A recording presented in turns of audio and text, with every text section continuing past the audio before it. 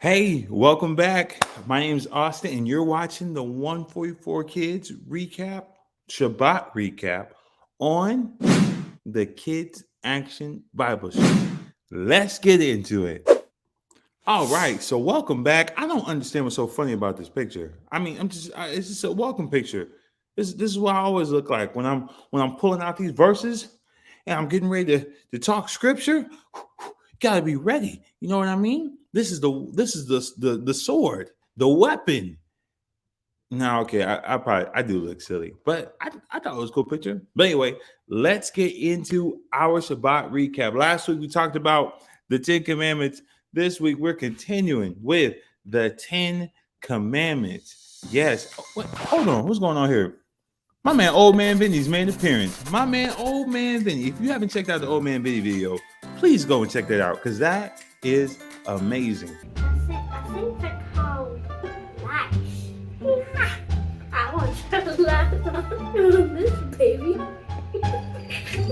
Let's continue. We talked about the second commandment, the first commandment last week, and this week we talked about the second commandment. So let's dive into it. So let's read together. It says here in Exodus chapter 20, verse 4 through 6, you shall not make for yourself an image in the form of anything in heaven above or the earth beneath or in the waters below.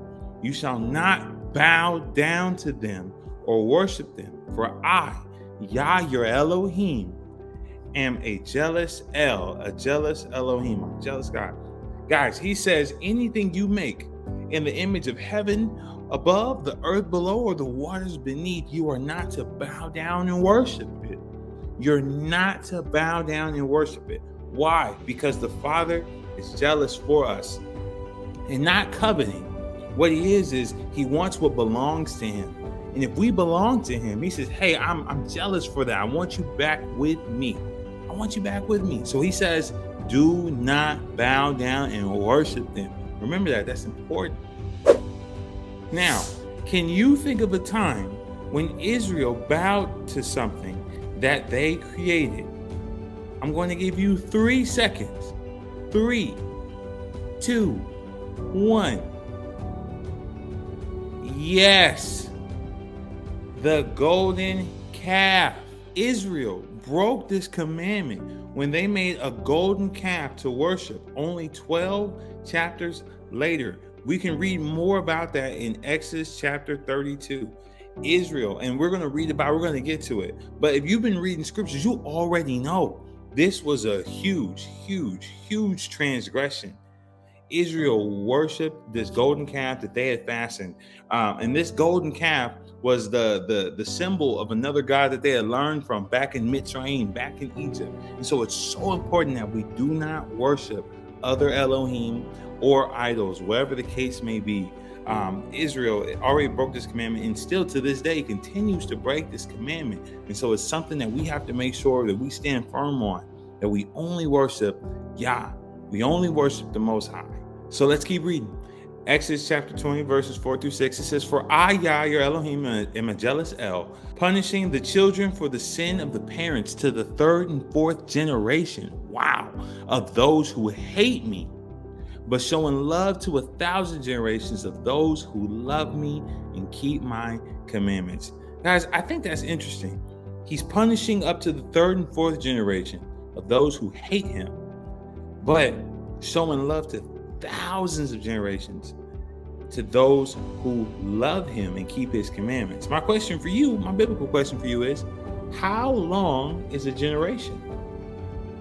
Biblically, how long is a generation? Is it till the family dies off? Is it 40 years? Is it 100 years? What do you think?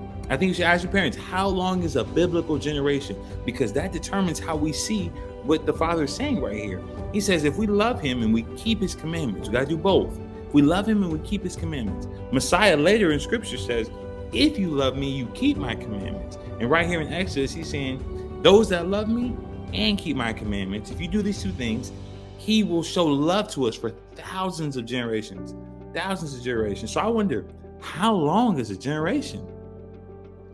So as we're talking about idol worship, Here are some scriptures I want you to think about. Here's some more scriptures that talk about idol worship. Idol worship. Let's take a look at them. This is Isaiah chapter 42. It says, they are utterly turned back and utterly put to shame, who trust in carved idols, who say to metal images, you are our gods. If you look at a carved idol or a metal image and you say, you are my Elohim, you are my God, you are put to shame. Let's see what else. What else does Isaiah have to say? Same chapter, 42. He says, I am Yah, that is my name. My glory I give to no other, nor my praise to carved idols. Nor my praise to carved idols. This is Yah speaking. Let's do one more. All right, let's take a look at this verse. Here's another one. This is Psalms 135, verses 15 through 18. It says, the idols of the nation are silver and gold, the work of human hands. Right here, number one, it says they have mouths, but they do not speak. They have eyes, but they do not see.